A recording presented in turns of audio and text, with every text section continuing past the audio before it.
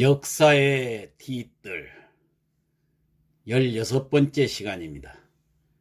조선의 풍류객 백호가 그립다. 청초 우거진 고래 자는가 누웠는가, 홍아는 어디 두고 백골만 묻혔는가, 잔 잡아 권할이 없으니 그를 슬퍼하노라. 이런 시조가 있어요. 이 시조는 백호, 임제의 호가 백호입니다.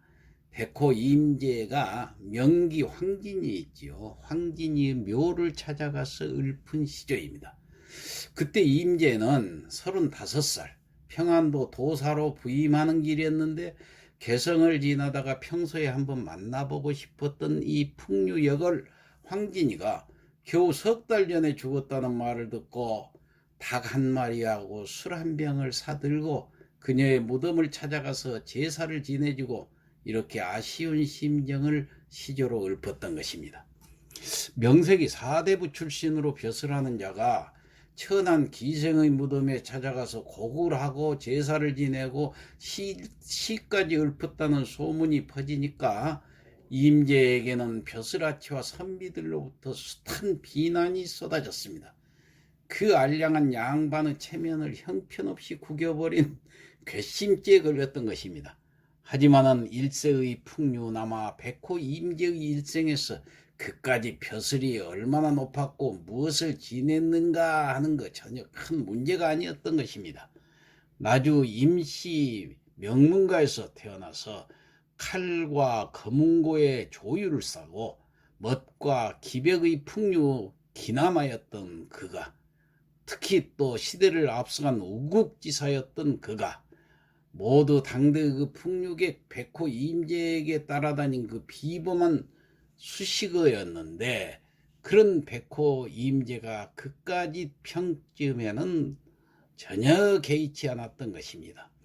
이 백호 임제는 조선 명종 4년 음력 12월 20일에 전남 나주시 다시면 신풍리에서 임진과 남은 윤씨 5남 2녀 중에 장남으로 태어났습니다. 본관은 나주고 자는 자순, 조부가 문과에 급제해서 좌성지, 경주, 부윤, 광주 목사를 지낸 귀례정의 그 임붕이라는 분입니다. 부친도 문과에 급제를 해가지고 오도 병마절도사와 훈련한 판관을 지냈던 분입니다. 임제는 장성한 뒤에 세상을 뜰 때까지 칼과 검은고를 늘 지니고 다녔습니다. 그 자신 뒷날 이렇게 읊기도 했습니다. 아름다운 검은고와 보검이면 행장은 족하도다. 바둑판과 찻잔은 세상사의 찌꺼기에 불과한 것. 칼집에는 별을 찌르는 명검이 있고 꿈속에는 귀신이 곡할 시가 있노라. 임제의 기백은 이미 어린 시절부터 선이 굵고 또 색깔이 분명했으니 그는 타고난 풍류 가객이었던 것입니다. 이 백호가 집을 떠나 충북 보은군 속리산 기슭 종곡마을로 가서 대곡 성운을 찾아가, 아주 큰 스승이죠. 가르침을 받은 것은 그의 나이 20살 때였습니다. 대곡은 연산군 3년에 태어나서 30세의 과거를 보아서 합격을 했지만은 형이 을사사회에 걸려서 화를 당하니까 벼슬을 버리고 처가가 있는 이 종곡마을로 낙향을 해서 은둔 생활을 하면서 시와 검은고로 만년을 보내고 있었던 것입니다. 그러나 명성을 듣고 찾아오는 후학들을 박절하게 대하지 않아서 화담 서경덕이라든가 남명 조식, 토정 이지암 등에게 성리학을 가르쳐 주기도 했습니다. 이 약관의 백호가 대곡 선생을 찾았을 때 이미 그의 나이는 72세였습니다. 대곡은 백호가 절을 올리자 대뜸 지필묵을 내어주고 반성문을 쓰라고 시켰습니다. 그러면서 이렇게 덧붙였습니다. 사내 대장부가 나이 20이 넘도록 피리만 불고 다닐 작정이냐? 내 눈에 세상에 안 차는 것도 다 학문이 짧은 탓이야. 이렇게 호통을 치고 백호는 대곡 선생의 가르침을 받게 되었는데, 아무리 깊은 산중과 학문과 인격을 닦는다고는 하지만은 천성적으로 타고난 그 호방한 기백과 풍류의 기질은 어쩔 수가 없었던가 봅니다. 백호가 당시 속리산에서 약간 덜 떨어진 그 감사의 아들에게 말에 오줌을 신선들이 마시는 불로주라고 속여서 먹인 일화는 지금 들어도 참으로 재미가 있습니다. 어느 날 백호가 방문을 열어놓고 책을 읽고 있는데 저 멀리서부터 시끄러운 소리가 들려왔습니다. 알고 보니 충청도 감사의 아들이 한때의 패거리를 이끌고 속리산 법주사 구경을 하러 온 것이었습니다. 슬그머니 장난기가 발동한 백호가 읽던 책을 덮고 밖으로 나섰습니다. 그는 지름길로 법주사를 찾아가서 노승 두 사람에게 부탁을 해서 절에서 잘 보이는 산봉우리에서 바둑을 두라고 하고, 동자승에게는 푸른 옷을 입혀가지고 그 곁에서 시중 들도록 시켰습니다. 그리고 다른 스님 한 명에게는 이렇게 저렇게 하라고 이른 뒤에 자신은 산 중턱에서 옥피리를 불기 시작했습니다. 자, 감사의 아들이 법주사에 거의 다 이르렀는데 어디선가 아름다운 그 피리 소리가 들려오니까 마중 나온 스님에게 물었습니다. 저 피리 소리는 어디서 누가 부르는 것인고? 제법 그럴듯하구만 그래. 아, 예. 이 산에는 옛날부터 이따금 신선이 찾아와서 저렇게 피리를 불면서 놀다가 갑니다마는 아무도 그 신선을 본 적은 없습니다요. 그래? 그렇다면 내가 오늘 저 신선을 꼭 한번 만나보고야 말리라. 감사의 아들이 큰 소리치고는 피리 소리를 따라서 산으로 올라갔더니 과연 신선들이 바둑을 두고 있는 것이었습니다. 가까이 다가가려고 하자 시중 들던 동자가 신선들에게 아뢰었습니다. 저기 속객이 오고 있사옵니다. 어허, 기특 하구나. 그렇다면 이 불로주를 속객에게 주고 속히 마시도록 하라. 감사의 아들은 신선이 내린 불로주라는 말에 너무나 감격을 해가지고 단숨에 다 마셨는데, 그것은 사실은 백호가 미리 준비한 말오줌이었으니 맛이 괴상할 수밖에 없었지요. 자, 이런 사건이 있은 뒤로 남북을 오르내리며 방랑하던 백호는 다시 집으로 돌아와 29세 되던 선조 10년에 비로소 과거를 보아서 문과에 급제를 하였던 것입니다.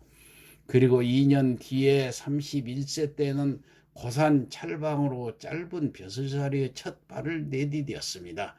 이듬해 봄에는 북도 평사로 부임을 해서 묘향산으로 서산대사를 찾아가 만났는데, 소설 원생몽유록을 지은 것도 바로 그 해였습니다.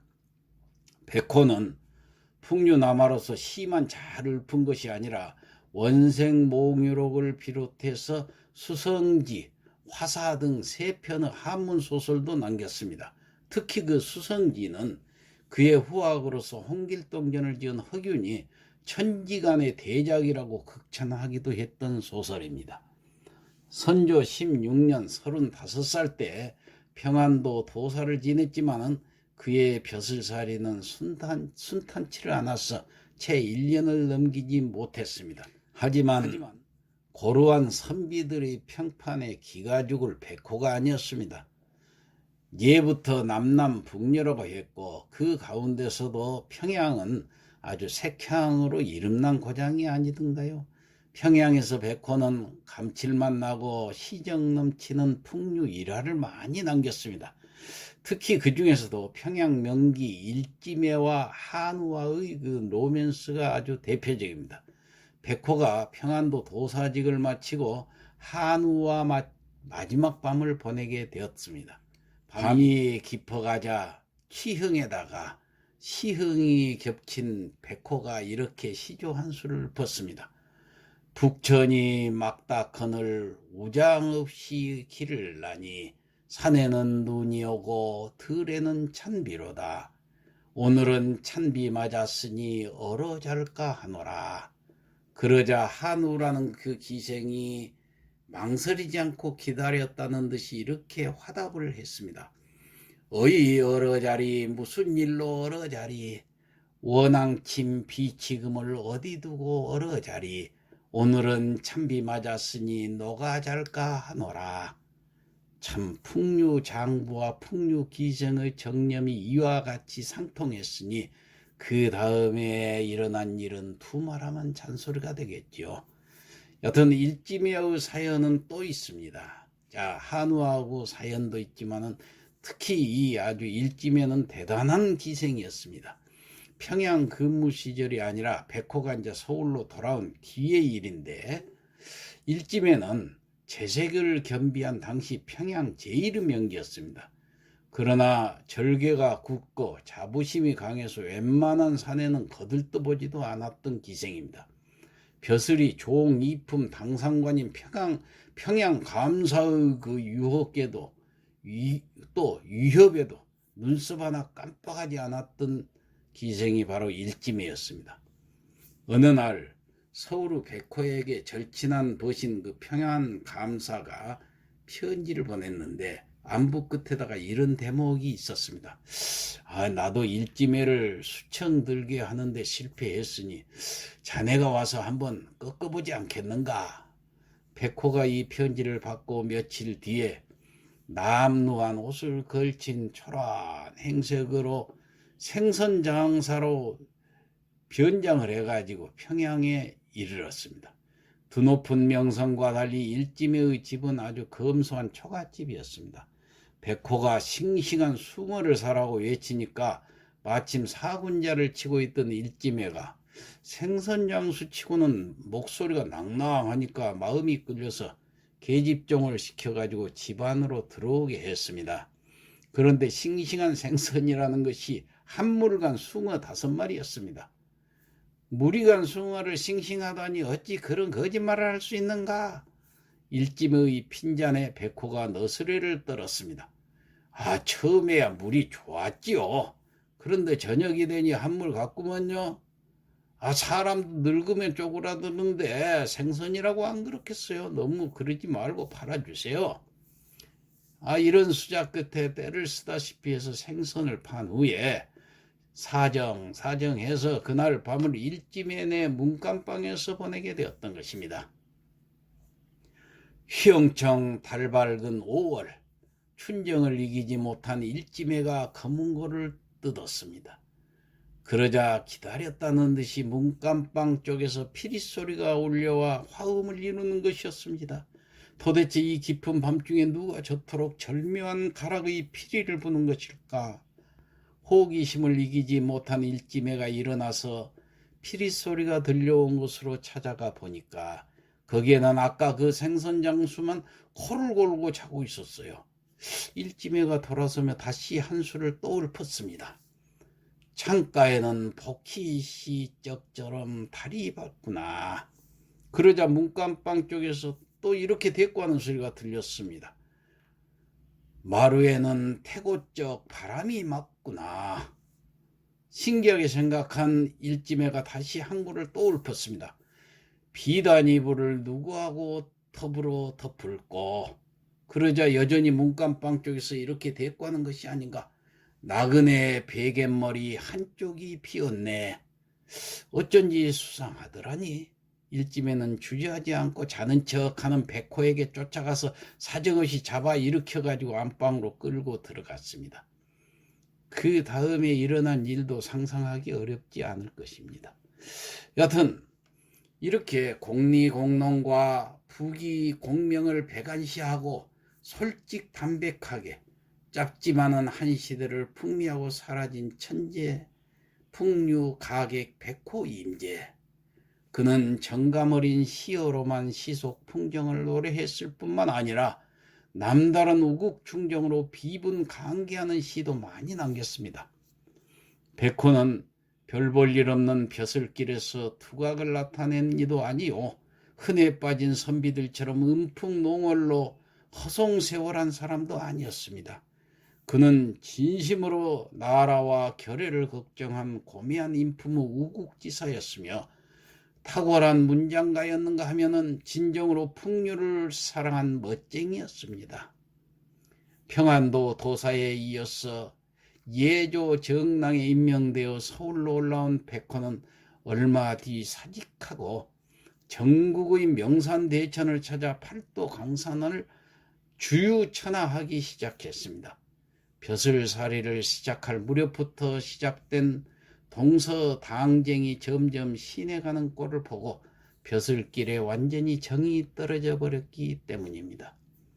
일세의 기남자, 때로는 다정다감한 시인, 때로는 천군만마를 호령할 만한 기백의 지사, 헛된 명리를 멀리하고 저자와 산수감산을 넘나들던 이 백호 임제는 선조 20년, 그러니까 1587년 음력 8월 21일에 39세의 그 한창 나이로 짧지만은 굵직했던 한 삶을 마치고 저 세상으로 갔습니다. 성호 이익의 성호사설에 따르면 백호는 임종하기 전에 구슬 피우는 자식들에게 이렇게 꾸짖었다고 합니다. 이 세상의 모든 나라에서는 황제를 칭하지 않는 나라가 없는데 우리나라만 예부터 그렇게 부르지 못하고 있다. 내가 이처럼 누추한 나라에 태어났는데 죽는다고 무엇이 슬프단 말이냐. 백호의 묘는 영산강 줄기가 내려다 보이는 싱걸산 중턱, 그러니까 나주시 다시면 가운리에 있습니다. 자, 지금까지 소설가 황원갑의 글을 경제풍월 11호에서 옮겨왔습니다. 이상 역사의 뒷뜰을 마치겠습니다.